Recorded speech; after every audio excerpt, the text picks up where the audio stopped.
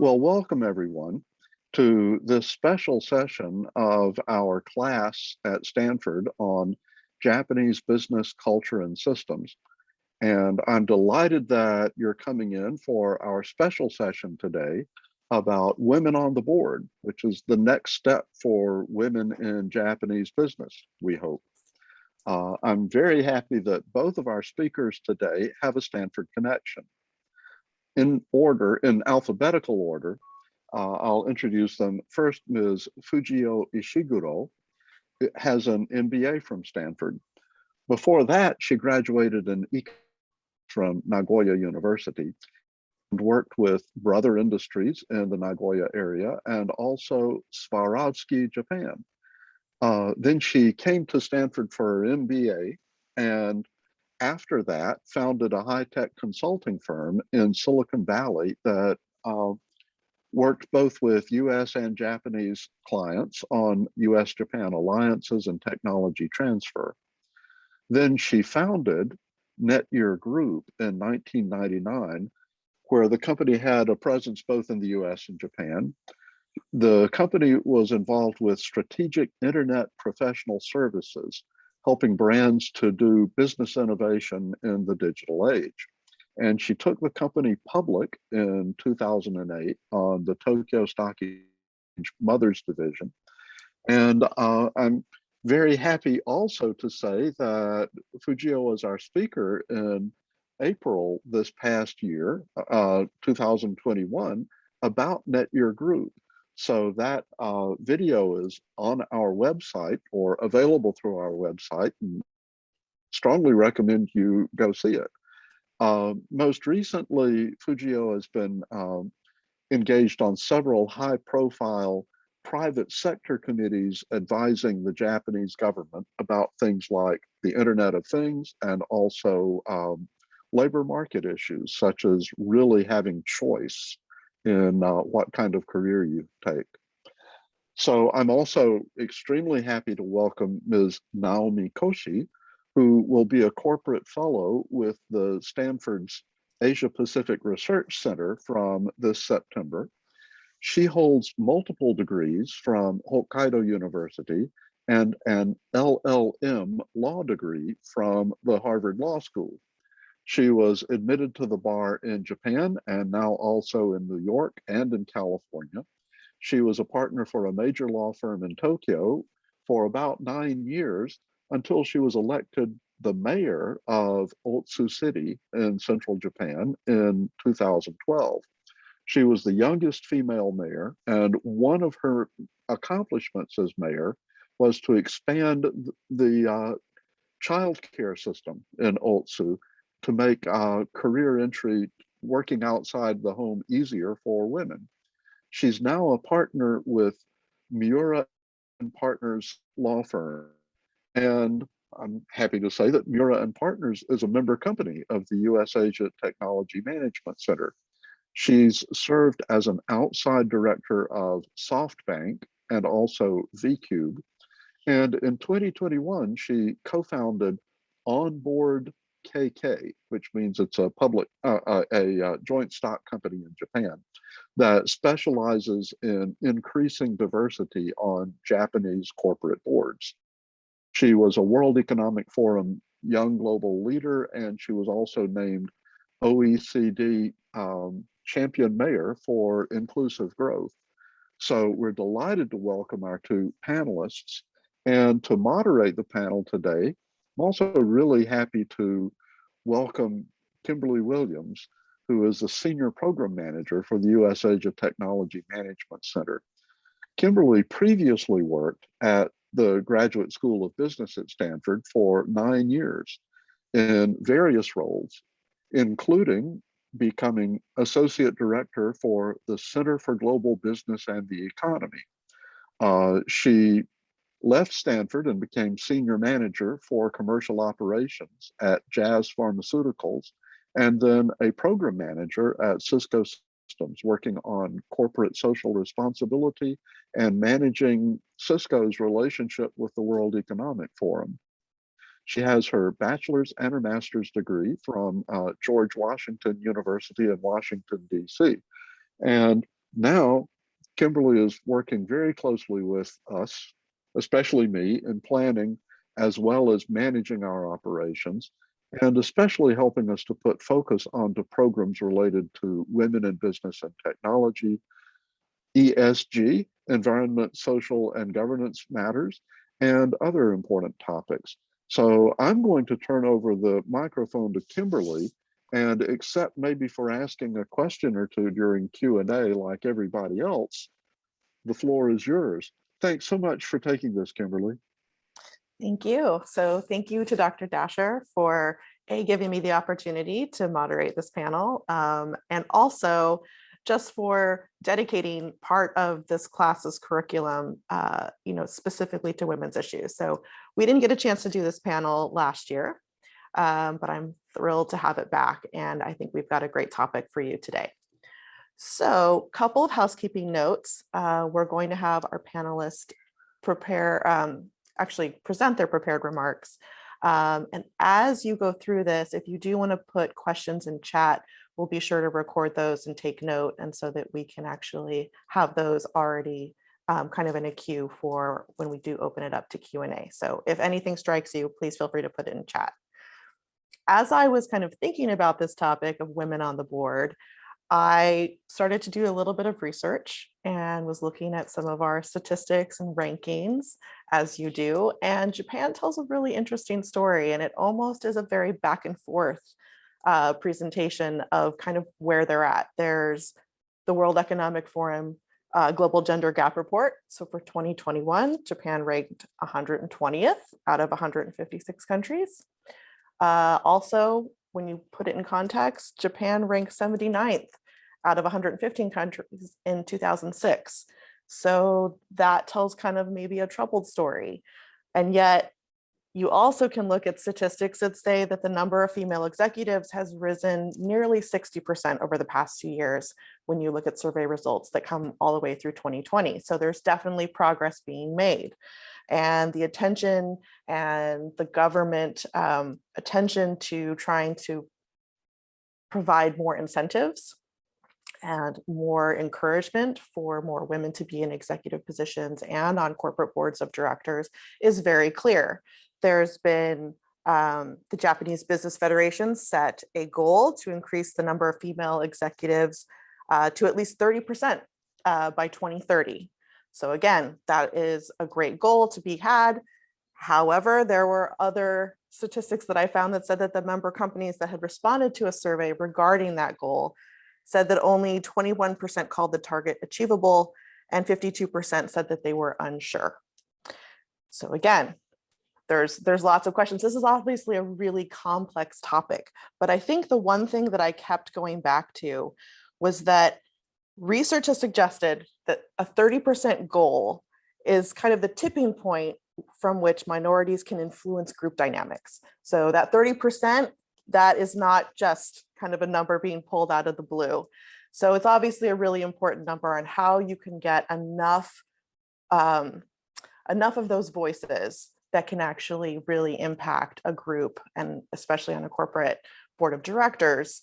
So the thing that I think is really important, and the quote that stuck with me, is that diversity has shifted from a moral issue to one of business and economic growth.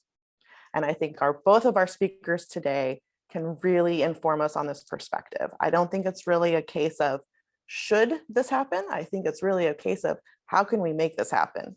And so with that, I want to invite Miss Koshi, or Naomi, thank you so much, to present her prepared remarks. Okay, thank you so much for introduction. So I'm going to share my slide.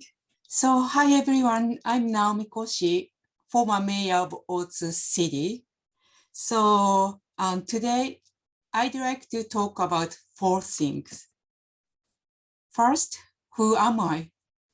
So this is Lake Biwa. This is my city, Otsu. And first, I'd like to talk about myself, why I ran for mayor of Otsu.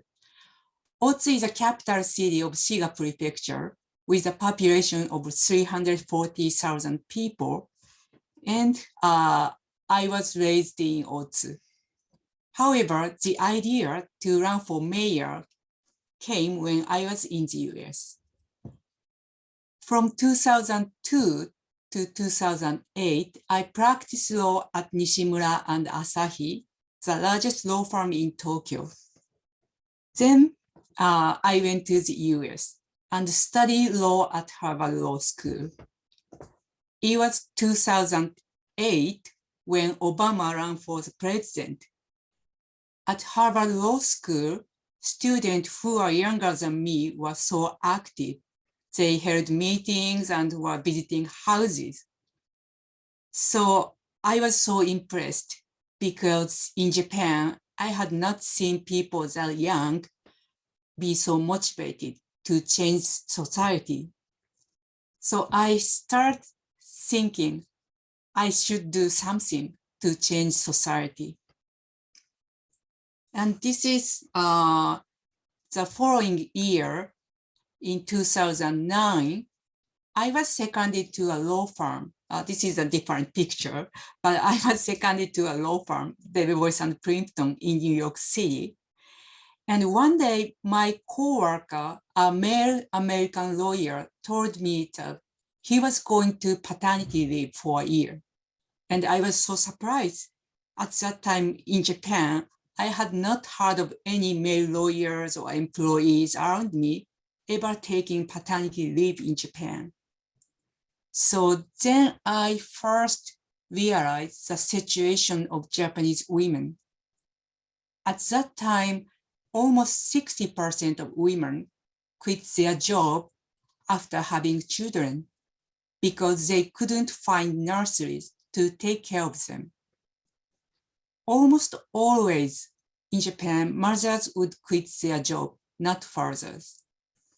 So Japanese women had to make a choice, job or children.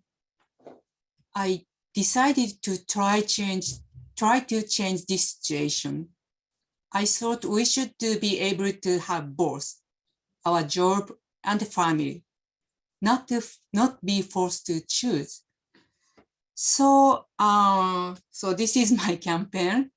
But first, I wrote letters to some politicians saying I'd like to build more nurseries so that women would not have to quit their job. And some politicians supported me. So I went back to Japan in 2011 to run for mayor. And so this is also my campaign. And I was elected in January 2012, so it's 10 years ago. So what did I do during my 8 years? I focused on improving the childcare system to encourage women to stay in workplace after giving birth. For my 8 years, I built 54 nurseries for over 3,000 children. Previously, mothers had to wait to put their children into nurseries. We called them waiting child. However, now we do not have to wait in Otsu. So as a result, the number of working mothers with children under 5 years old has increased by 70%. And the population of Otsu City has increased because young couples with children move to Otsu, where they can find nurseries. So, so now I think the biggest issue in Japan is depopulation. We lost 500,000 people last year. One of the causes was women being forced to choose between jobs and children. If we can choose both job and children, more women who want children will be able to have them without losing their job. So in my city, Otsu, the birth rate actually risen, and improving access to childcare is not only for women, but also for the society as a whole. Then, so I completed 2 terms, 8 years. I decided not to run for another term because I had accomplished my goal as mayor. Women can continue to work after they have children in my city. So I stepped down in January 2020, 2 years ago. Then I have returned to practice law at Miura and Partners. And also last year, I launched a company with my friend Kaoru. My company is OnBoard KK, to diversify Japanese corporate board. So now I want to talk about the reality of female directors in Japan. So as Kimberly mentioned, Japan is very behind. So this is a gender gap, Global Gender Gap Report 2020 by World Economic Forum. So this is a little bit old, but now Japan is ranked 121st amongst 156 countries. So look at this chart. While the score in education and health are not bad, but the score in economic and political arena are terrible. So when I was elected mayor in 2012, only 2% of mayors in Japan were female. When I stepped down in 2020, it was still only 3%, a mere 1% increase in 8 years. Also, when I was first elected, I was the youngest female mayor in Japan. I was 36 years old. After 8 years, I was still the youngest female mayor. So next, this is our board of directors. So please look at this chart. Also, Kimberly mentioned in 2021, women comprise only 7.5% of board at Japanese listed company. But 10 years ago, women comprise only 1% of board members. So it is now still only 7.5%, but it's increasing. And look at this chart. Japan is very behind other countries. So, for example, some European countries have introduced a quota system, and the number of female directors has increased. So the next, what is the difference between public sector and the private sector? Japan is very behind, but while the political arena is not changing during I was mayor, but the number of private sector female director has been increasing. So what is the difference? So first, I want to point out pressure from foreign investors. So now this is a proxy voting guide. So first of all, proxy advisory firms and foreign investors are asking Japanese companies to appoint more female directors. For example, like this, if there are no female directors, they vote to disagree with an appointment of other directors at an annual shareholders meeting. So, and the secondary, this is Japanese corporate governance code. So to encourage foreign investment, Japanese government and the Tokyo Stock Exchange have amended the corporate governance code. So now the corporate governance code, requires companies listed on the prime market to appoint at least 1/3 of their directors as independent directors. And also the corporate governance code requires a diversified board, including women and foreigners. But there is no 1/3 requirement, not like that. It's different from California. And also we have some goals. First, the Japanese government 5th Gender Equality Basic Plan called for directors and statutory auditors at first-rate Tokyo Stock Exchange listed company to be at least 12% female by this year, but now still 7.5.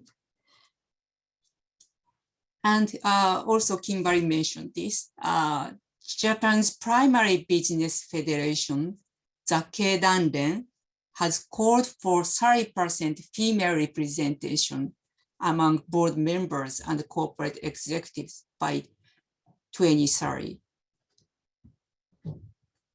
So next, I want to talk about what is the problem with non-diversified boardroom. So this is based on my experience. So this is a picture when I was mayor. This is what I encountered when I was mayor. So I was 36 years old, and so around all older men. So I was surrounded by older men. So when I went to some party and some meetings. So when I was elected, almost all my subordinates, such as managers who worked directly with me, were men older than me. They were 58 or 59 years old. As you know, City Hall employees have the lifetime employment system. They generally work there for more than 30 years. One day in a meeting like this, I was trying to convince them to adopt one of my policies. One of the managers got so mad and he shouted and punched the desk and left slamming the door loudly. So I was so shocked. And I think one of the reasons that happened was because I was a young woman. There's a reason, but there is another reason, I think. So the other reason was I had a different viewpoint from others, from them.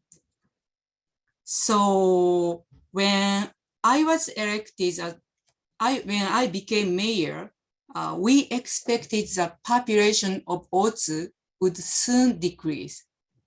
However, the spending budget was the same as 40 or 50 years ago, when the population of Otsu was rapidly increasing.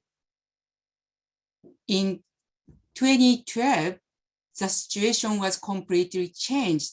So I said, we have to change the way we spend money. However, the managers said, we have done in the same way for a long time. You should follow our way. We argued a lot. I think they could not see the situation was changing. This is a non-diversified decision-making process. People get stuck in their way of thinking and do not see what is happening outside their organization. So this is what happened in City Hall. But the boardroom of traditional Japanese companies are almost the same as City Hall. The board members were comprised of old men who are promoted as employees in the lifetime employment system. I think one of the reasons why Japanese companies are behind in digitization and innovation is that decision-making process. Most of the time, they do not like changing anything, whether it is a business plan or themselves. I believe a more diversified boardroom, including not only women, but also foreigners and young people, will make Japanese companies more innovative. We need more perspective from different people. So what is the outcome of having more female directors? So I'd like to show you this some survey. First, this survey shows that on average, the stock price of companies with female directors is higher than companies without female directors worldwide. So next one, this is about Japan. So company with 20 or 30% female directors have stock prices higher than other company with lower percentages. These surveys show that female directors increase corporate value, or at least shareholders believe that female directors increase corporate value. So what are the challenges? So this chart, what are the challenges to increasing the number of female directors in Japan? Now there are about 2,500 female directors, this blue part. To achieve the Keidanren goal, 30% female directors by 2030, we will have to have about 12,200 female directors. So we need almost 10,000 new female directors. I'm going to show you two charts. First, this is a chart in Japan. So this is blue part is internal male directors, and orange part is outside male directors. So in terms of male directors, there are more internal directors than outside directors. But small part, gray part is internal female directors, and orange part are outside female directors. So in terms of female directors, there are more outside directors. It is opposite. So the reason is in lifetime employment system, male employees are promoted to a director's position as a goal of their career. However, for women, it is very hard to be promoted to the highest position in a company. So currently there is only 1% internal female director. Now Japanese companies are trying to get more outside female directors. That is the reason. So look at this chart. So there is a background of female directors. And the biggest part, blue part, 34% are lawyers. So lawyers are good at law and compliance. But the reason why there are many female lawyers in board position is that it is easy to find female lawyers. But actually more companies want to have female directors with business background, orange part. So 32% of female directors have business background. Previously, most of them were from foreign companies in Japan because there are very few female executives at Japanese company. Currently, more female entrepreneurs are being appointed as outside directors. Also, there are professors and accountants. So my conclusion is that we need more female directors, both internal and external. So now what should we do? And I launched my company, OnBoard KK, to solve the problem and diversify Japanese board. So we do two things. First, training, like this. So we provide training seminars to female board members and candidates. Our basic seminar includes law and accounting. We also invite female directors as a guest speaker and they talk about their experience, including how they contribute to a company and the difficulties they face serving as a board. It is very important for candidates to know how actual boards work and how to speak in the boardroom. And we also do matching. We introduce candidates to companies seeking female board members. We of course deal with listed companies, but we now focus on startups that plan to release an IPO in 2 years. This is because listed companies are looking for famous experienced directors, and experienced female directors serve up to like 4 boards and are very busy.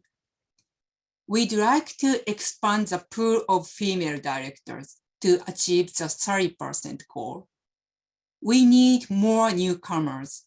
We train new candidates and then introduce them to startups before they are listed. After 4 years, the company will be listed and the candidate will have experience to serve on a listed company. And maybe that candidate have better chance to serve larger listed companies. We can increase the number of qualified female directors.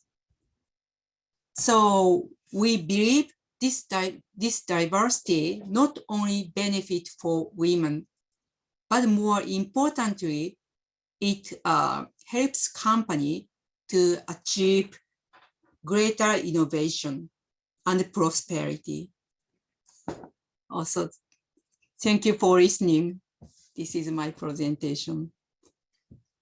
Thank you so much for those remarks. So not only did you give a wonderful overview of the situation in Japan, and I really appreciate the candid stories, like being able to be really honest about your experience as mayor, because I think that really paints a picture of, you know, not only the struggles, but the fact that you can share those experiences with other women. So thank you so much for those remarks. So without further ado, I'll go ahead and turn the microphone over to Fujiyo. Today's session is Women on Board. So I start with my introduction. As Kimberly said, I had so fortunate to have an opportunity to make a speech in this panel a year ago. Maybe introduction. Some of the the audience may heard about my life, but all my life kind of associated with the woman issue. That's why I started with my my life as an introduction. So after graduate, started from a part-time job and the broader industry. I got married, and again the job research, and at Swarovski I got a baby, and my mom died, and then I came to Stanford, and the startup Netyear, and then the IPO in an entity that TOB. These things happened to me, but as I said, my career started from really hard job hunting. After I graduated, when I graduated from my university, 4 years college, one of the big national university in my hometown, I even did not go to a placement office because I had known all the job posting literally stated male only. So I expected I couldn't find any, job posting, offered to 4 years college female student. That at the time, that was what it was. So that's why I started from a part-time job. Even I, graduated from 4 years famous university. That's a starting point of my career. Then, so the next following year, a few companies in Japan, a big corporation started hiring a female the student. So I was lucky to get acceptance from brother industry, that is, manufacturer of, hardware and software, basically computer peripheral. But when I graduated, door was totally closed and locked. That's why I couldn't open the door. But however, I'm confident to open the door, even though it's slightly open. That's why I got a job. And I started working with engineers in the brother industry. And they are sort of, all geeks. It was hard to work with them, but when I had known, when I started knowing that they really love to, make product for customer, and they are very talented, then I started really, love geeks, and I decided to work with the engineer all in my life. By the way, also I started the first women's rugby football team in Japan. But however, after 6 years working for brother industries, so I got married, I need to move to Tokyo. I started the job hunting again, and I got the management position from Swarovski, that is a crystal company, crystal manufacturer in Europe. But after having a baby, I faced another challenge as a working mom. As Naomi said, still, so in Japan, household things like, cooking and raising a kid and, washing and cleaning are, mother's role. The biggest hurdle for me was to find a nursery school open after 6 p.m. because I was really, working hard. I couldn't finish my work at 6. So I could not, pick up my kid at 6 o'clock. Finally, I decided my decision was to give up Japan. So I expect to have maybe I have a better life in US. So that's why, so I decided to, take an MBA in US. I was, it was so fortunate that Stanford accepted me. When I started Stanford, my dream was to work for a big corporation because that was a, dream I could not make when I graduated. However, soon after, came to Stanford, just a few days, I changed my mind. I want to be an entrepreneur. And I learned, so entrepreneurship, with my son at Stanford. I really appreciate Stanford. So I started Netyear in 1999, to go to public in 2008. The left picture was the first day of going to public, so that there's no number in Netyear because, so the first day, the price did not match, price was much higher than I expected. So at the same time, I got the award from Nikkei to be a Woman of the Year in 2008. So after going to public, I sort of decided to integrate our service with a big system integrator. I approached to entity data, asked them to take over a bit to Netyear. So they are happy to do, about 3 years ago, NTD data, making a TOB to Netyear group. We work together to, making an integrated service to our client. So also our contract allow us to stay as a public company. Fortunately, so in PMI, we expand our business with NTD data to expand our business. So that was my story. So this is a list of my commitment, my contribution to Japanese government. These are the part of the committee I serve as a committee member. I don't remember when I started, like 2002 or 3. I started, so government asked me to be a committee member. Most time I served to METI, Ministry of Economy, Trade and Industry. They are promoting Japanese business to expand the economy. And also I served to a cabinet office. And one time I served with for Prime Minister Shinzo Abe, his cabinet.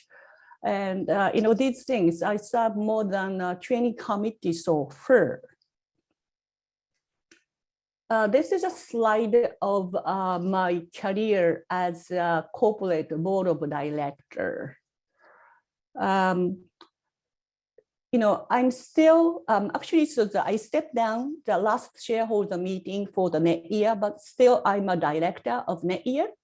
But I started outside of director role when in 2014, Hotlink is a public company, a social listening data analysis company. And the Sompo Japan Insurance is one of the 3 mega auto insurance company. They are really big. And Manex Group is one of the online trading company. As a CEO, Oki Matsumoto was the youngest partner of Goldman Sachs in their history. He is genius. And I also serve, as a director, as sort of director to Tokai National Higher Education and Research System of National University Corp. That is actually my university I graduated. Japanese government, I don't remember that time, maybe 10 years ago, Japanese government, decided to, make all the national university to be a independent administrative entity to be incorporated. That's why, they need a sort of, board system. They asked me to be a member. And WinArc, I studied last year. They are just going to a public last year.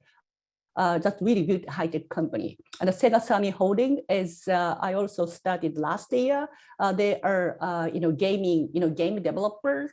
You may know little, blue guys, so circling, always, that's all the company I serve as a board of director. So currently serving a 6 board position, including, my university. So then I'm going to talk about women's career in Japan in general. Just a bit the old, but it is women's management as well as women's employee ratio by countries. So as you see, Japan is kind of lowest, including including a kind of developing country. So this is reality, and it's really sad reality.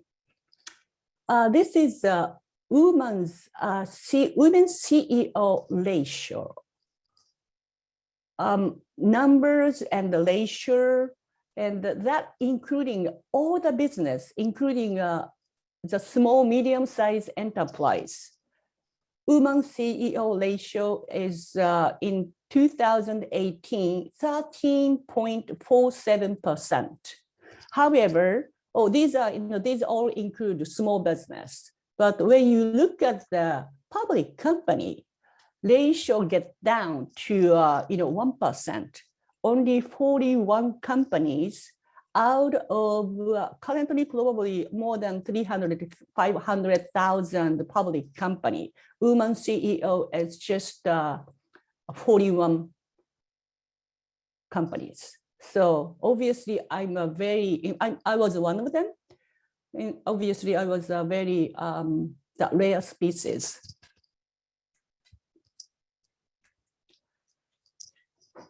There are a lot of issues involved in the woman, business side. As we discussed, Kimberly suggested, also Naomi said, their system do not allow women to, climb a corporate ladder.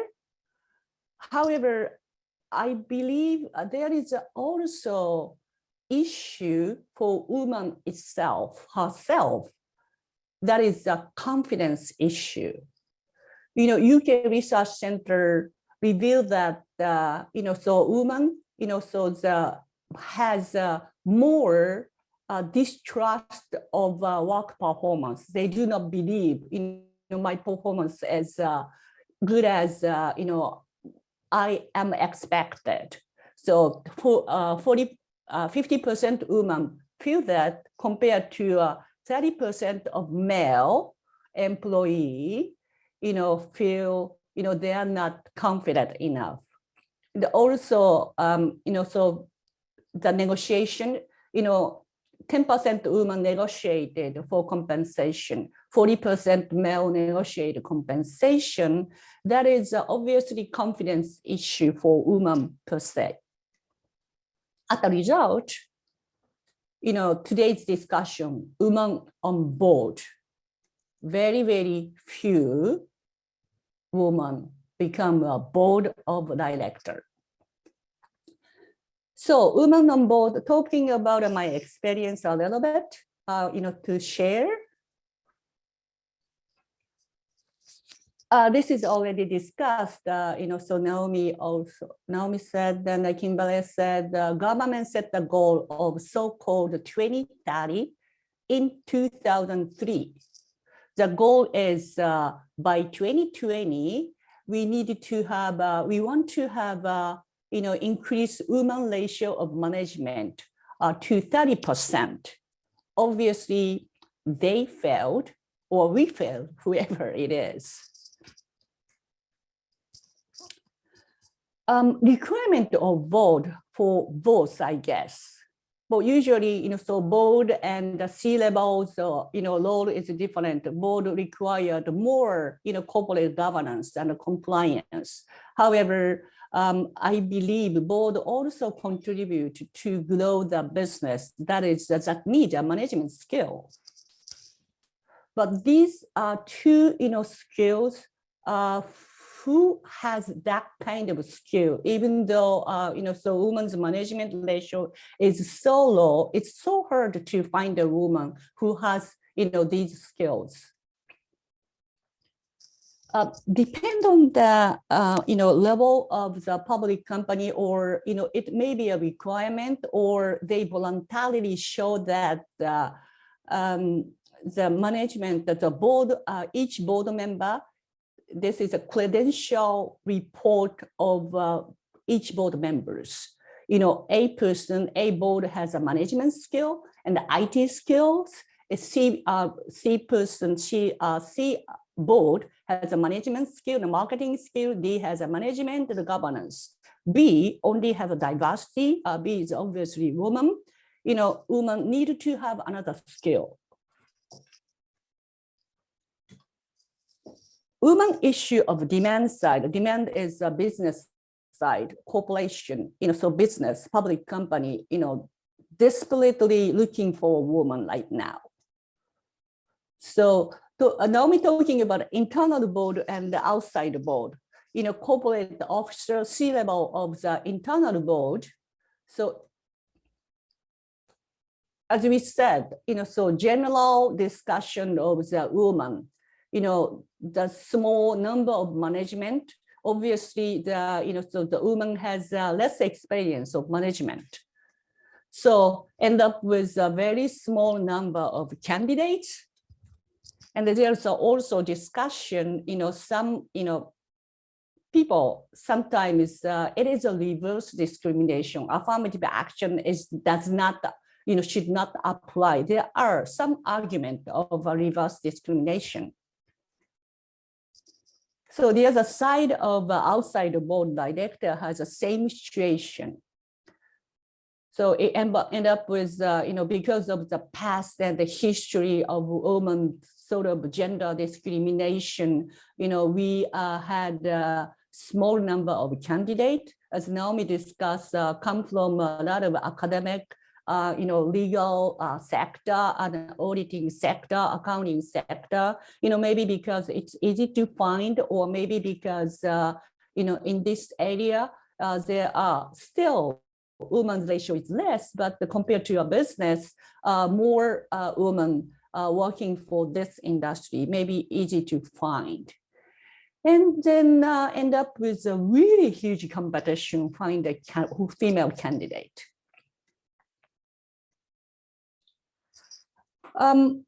Maybe I can share some of my experience as a board, because I have a kind of a long history.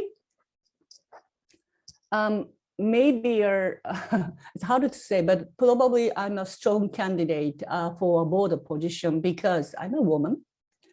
And I have a management skill because, as I said, I was one of the 41 CEO of public company, and I'm an entrepreneur. And I also has, this is a very strong point for me. I have, knowledge. I understand digital and I understand IT.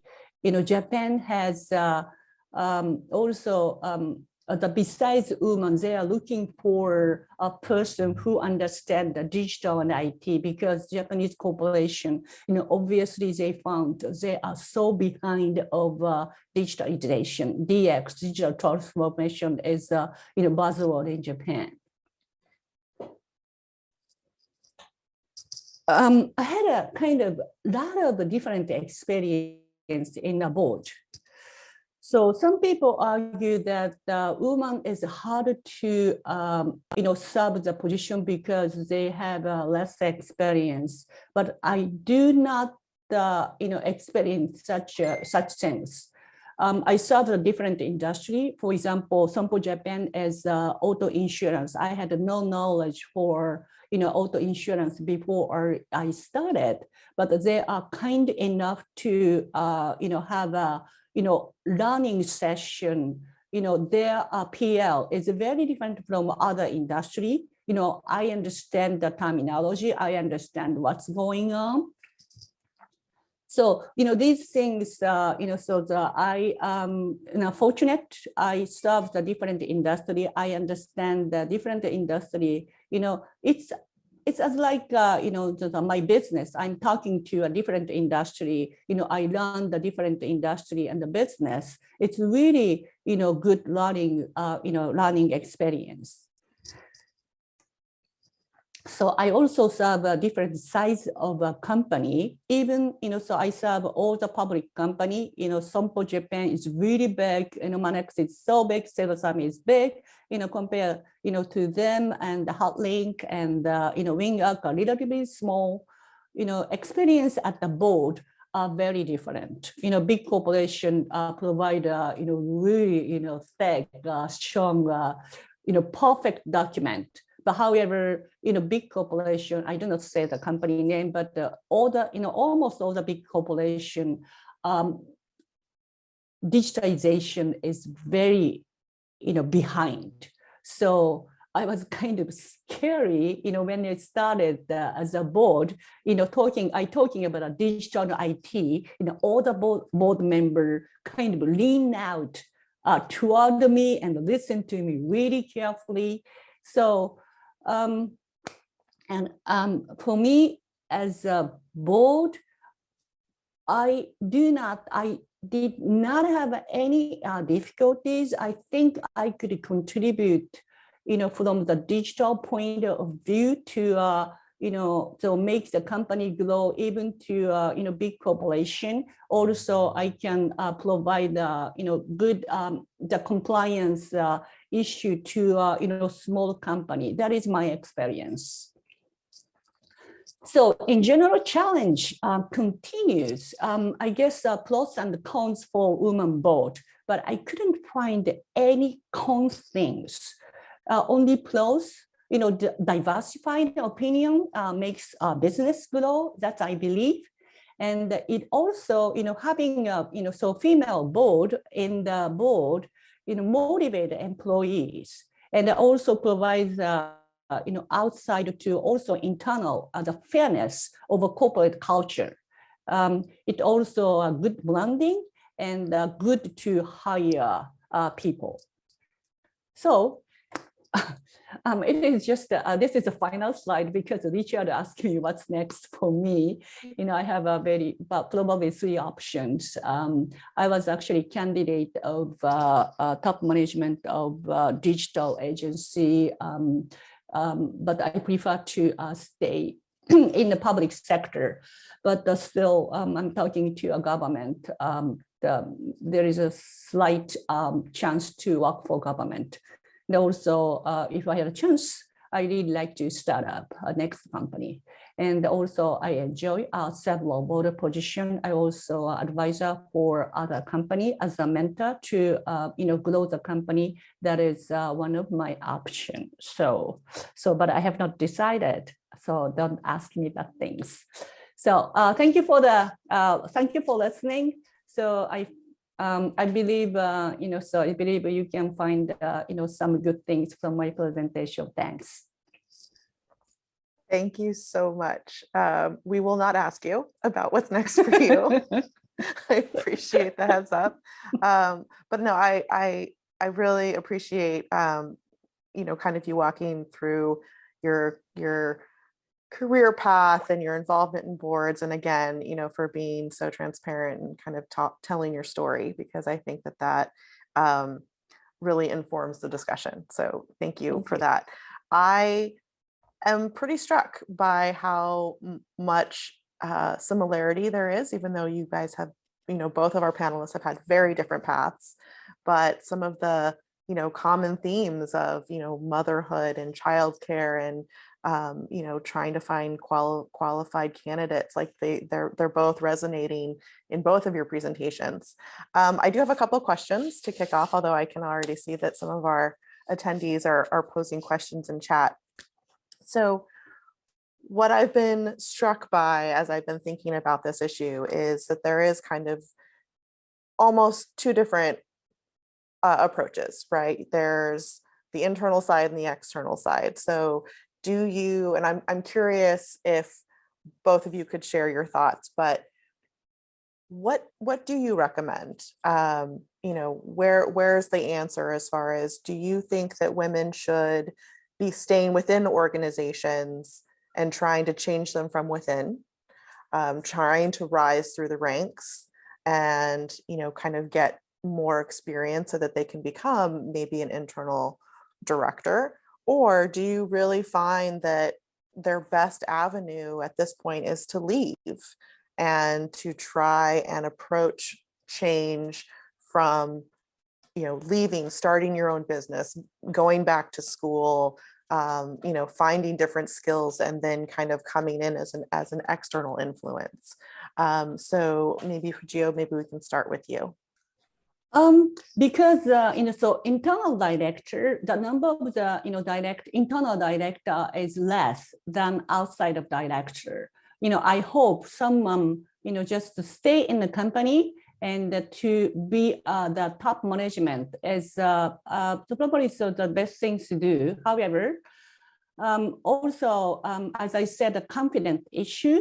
So I talked to the companies I serve as a director. I asked why you have so little number of internal director, and they said even if we offer, they said some takes, but some said oh, it is too much for me and I cannot do these things. So I think that the woman confidence issue is a pretty big issue in Japan, but stay as a company to be top level, I recommend. Also, the Japanese corporation has been changed. Even if you stay in a company, that used to be, it is totally prohibited to take another position. As I, so the me, as a experience, I stay in the Netyear. Already started, outside the board of director. My company accepted that. Even the big corporation recently accept, to have a management to take another role of outside. So there's 2 things we can do. That's great. Naomi? Yes, I think now there are more successful women who left their company and start their business, or, for example, go to foreign companies in Japan, even my age. So I have a lot of friends my age left their Japanese traditional companies.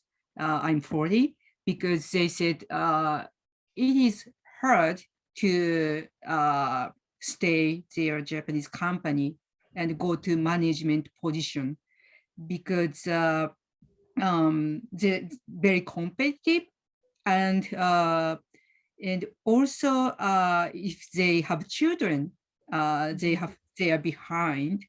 But if they go to, for example, foreign companies, you can take leave, and also their system is different. So in Japan, still it's changing, but a Japanese company, we still have to do long hour work. Yeah. They have to stay at the office.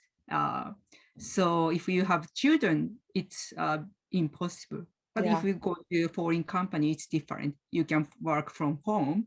And so I think now this is a situation, but as Fujiyo mentioned, it's changing. So now is the Japanese companies try to have more female managers. So they try to promote more female to management position. So I think it's changing. Also, it's very important in Japan, because now in Japan there are outside directors, but actually internal directors decide not almost everything, but they decide important part. So we need more internal female directors. Also, female CEO or CXO. So I think we need both things. So following up on that, so I'm curious, beyond, obviously there's this, trying to put together a support network for women on the board, but do you also see that there is a strong sense for entrepreneurship with women in Japan? Do you see that community is growing as well? Either one of you, sorry. Yeah. I think, please. So I guess so not for the just the gender issue, not for just the gender issue. As an entrepreneur, going, so the startup community is really growing. So number of the VC investment is well, compared to US, it's totally small, but well, because in the US, so it's growing to, all the, investment is a unicorn. But, Japan probably in the last 4 or 5 years, number of the total investment come, double or 3 times. So and also mindset of, college student is changing, so even the Todai, Tokyo University, the student want to be an entrepreneur, not work for government. So that's the kind of the total trend. But some female issue as an entrepreneur, the female do not really plan to grow the company as much as other male candidate, and also women entrepreneurs stay as the woman issue, like retail, the marketing, these things. So it's harder to find the IT business for women. That is some issues involved. Naomi? Yeah, I totally agree with Fujiyo, and I want to mention, I want to add one thing. Now there is more and more female entrepreneurs in Japan, but the problem is very few female investors, venture capital side, very few. So I talked with female entrepreneurs, and they said sometimes the male investors don't understand their business, or male entrepreneurs get more money than female entrepreneurs. I think it's the same problem in the US, but yeah, I think that's a problem.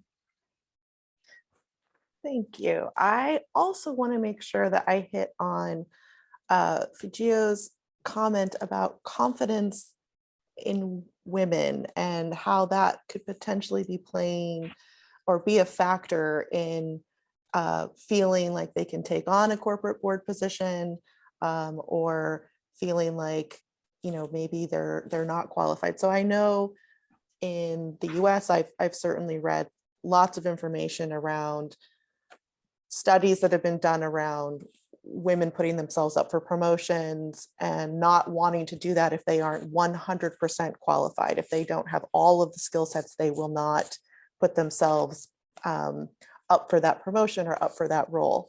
And I'm curious, what do you see as some of the solutions towards addressing that? Is it mentoring in early education, or kind of in, you know, secondary education for girls to try to get that career mentorship and build that level of confidence as you're getting into the workplace? Or is it more mid-career mentorship, or, you know, support groups where women can really be taught how to be more confident in how they approach their career choices, or approach, you know, negotiating for compensation? So I'm curious what your thoughts are as kind of how do you address that issue of confidence? Fujiyo, do you want to kick us off again? Yeah, it's a really good question. In the you know, my feeling is, you know, everything. But however, my gut feeling, I like it. All of it. But my gut feeling is more, you know, so the younger age education, because you know, that is my opinion. Also, the currently serving, you know, so the 男女共同参画 female, you know, gender issue for cabinet office, you know, talking about a lot of women issue, and my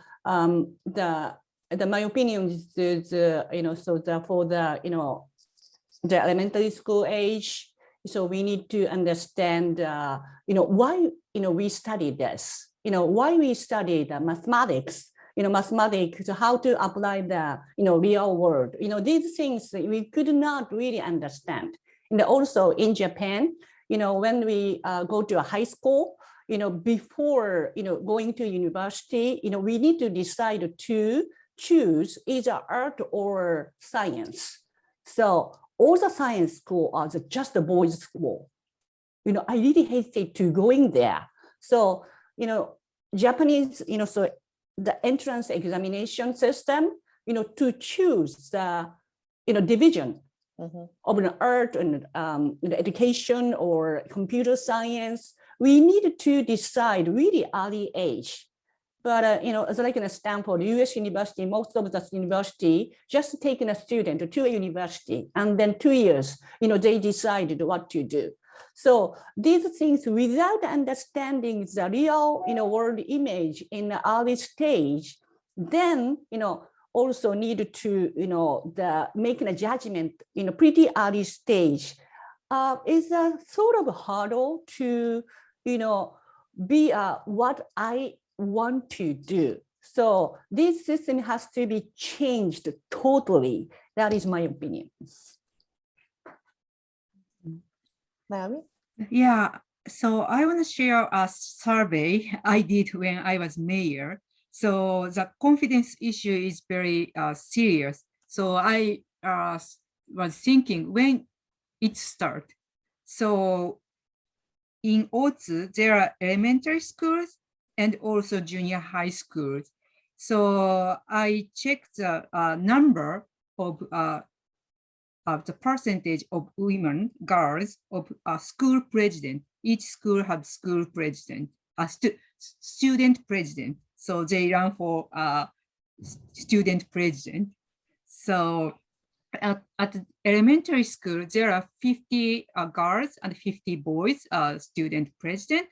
But at junior high school, there are only 20% of girls are student president. So they are very different, elementary school and junior high school. And we interviewed and girls and boys, and junior high school girls said, why don't you run for as president? And their answer is, we don't want to stand out, they said, because I think elementary school, they don't care about. But when they go to, they entered elementary school, they see the world, the society. For example, prime minister is man and their school president man. So that they start thinking the leader is man. So if girls run for the president, they stand out. So yeah, so I think so this is very serious problem in Japan, not only in a company, it's whole society. Most of people expect leaders men. So I think it takes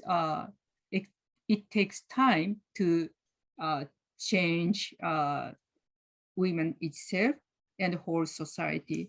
So in a company, so I think we have to do everything, mentoring, or even women. For example, at a city hall, we try to have more female management, but they said no, I don't want to do that. I'm not confident. So we have to discuss them, and they are very good, actually better than male employees, but they are not confident. So it takes time to mentoring and some, not management position, but they need more leadership experience. I totally agree. And representation matters, which is why each of you in your roles and throughout your career paths are so important. I could ask about 1,000 more questions, but I know we have a number of questions in chat, and I wanted to also ask if Dr. Dasher had any questions. Let's go with the questions from chat first. Okay. There are several really good ones. Do you want to? Okay. So actually, just related to the topic that both of you have been commenting on, Saori has pointed out that a lot of women are taught not to be too ambitious from a young age. Of course, this does have a direct impact with self-confidence, but how do you deal with that kind of a really basic sort of cultural thing that kids are probably getting from older relatives, and they may be getting from their friends or whatever?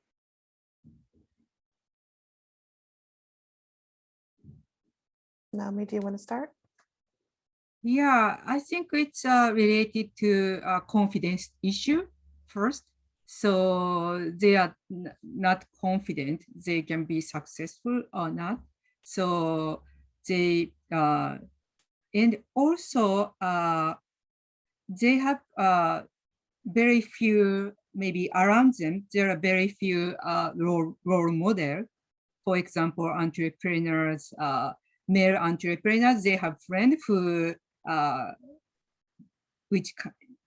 the male entrepreneurs have many friends, other entrepreneurs, some of them go to public, but for female, there is more female entrepreneurs, but there are few friends who go to public, so they can't imagine how grow their company. So they are not, I think that is one of the reasons they are not that ambitious. Cultural reason, also their networking.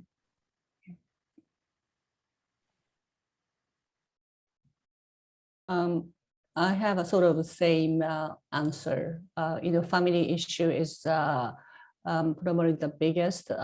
That's changing. But when I was, so we're at age of, studying, so what I wanna be, so the girls just look at the mom, and the mom, most of the mom are just, I'm sorry, don't use the word just, but mom was a mom, Yes. not working. Yes. So I didn't care about a gender. I look at them, dad and mom, and so I want to do both. That I thought, but not so many girls do not think that. Also, the role model things is also the one. Actually, I don't like the concept of role model. Practicalism, so having a role model, I want to do the same things, did not end up with, the same position because time has been totally changed. But having a role model, just kind of the concept, prime minister and the big corporation CEO, if they are, I could feel that I want to be. So in terms of, just having, so the concept of role model is so important, but there are not so many in Japan, but it's changing. It's changing. So one of the questions that came up in chat was talking about a quota setting for political candidates. So an enforced quota for female candidates, aiming for 35% quota for female parliamentary candidates by 2025. And so talking about how this could certainly open the door to get more young people involved, younger women involved in politics. And I think that this question also goes towards the goal of 30% of corporate directors being women, which is opponents talk about that might bring in unqualified candidates. And so it would be great to hear both of your thoughts on, if we've got enforced quotas and we've got a goal that we're trying to, bring more women in, does that actually mean that we're getting less qualified people or not as competitive in the business setting? And I think, Fujiyo, you kind of talked a little bit about reverse discrimination, that there's kind of this argument about that too. So what would you say to anyone who is making that argument? Well, even so for me, these things are a little complicated. I do not like to promote the less qualified person. It's not a gender issue, so it's an issue. However, so reverse discrimination things, I always argue that, it is not the reverse discrimination. It is not like a competition of getting a seat. So there is more fundamental issue, so seat is decreasing because of the, so decreasing the population as well as, labor market. There is a, less position. So in order to increase the position or keep a position, we need to be promoted. We need to work together to keep the position. That is, argument to, people who are incest of reverse discrimination. Did I answer the question? You did. Okay. Naomi, what are your thoughts? Yeah, I want to talk about quota system in political area.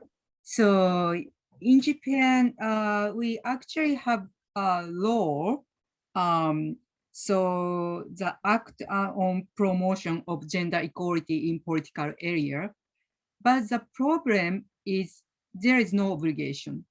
The law said, make effort. Yes. So each party have to make effort, but they don't do but no anything. enforcement. No enforce. So the situation is not changing. For example, upper house, there are 23% of female representation, but lower house is 10%. It's not changing for 10 years. So, but the actual reason it's very hard to introduce real quota system in Japan, because now is 90% male. They don't want to lose their seat. So it's very, yeah, actually it's very hard to introduce quota system. But Keep I the heard seat. yeah. The number of the seat. But I heard some survey, maybe some Scandinavian country or European countries. So they introduce quota system, and as a result, of course, there are more women. Also, the important point, there are more qualified male candidates. The male level was up.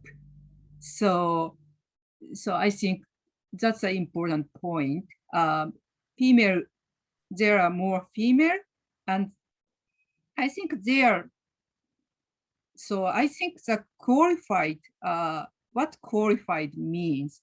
So qualified, the standard is, for example, from male point of view, they think it's qualified or not.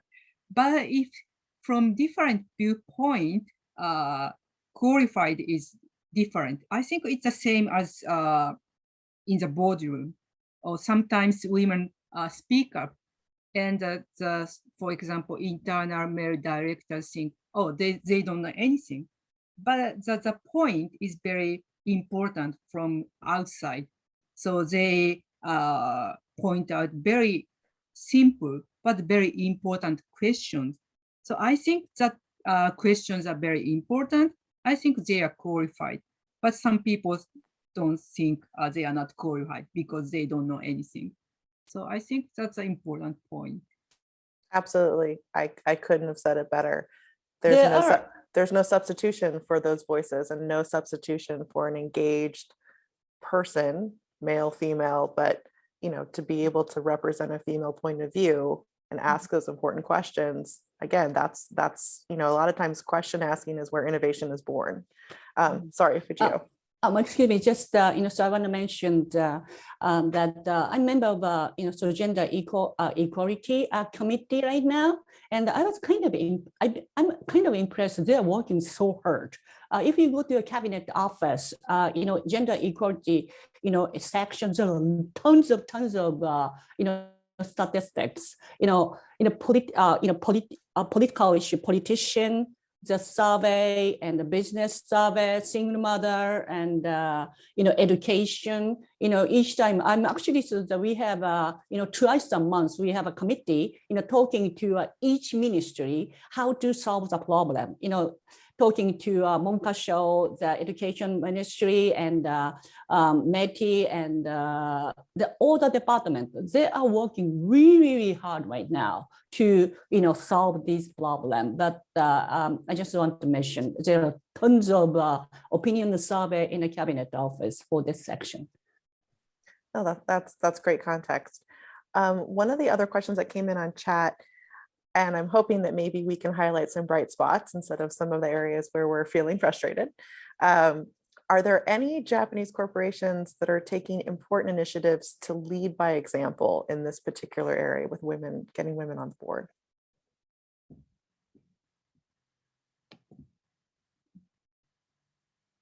Yeah, I think for example, now Japanese.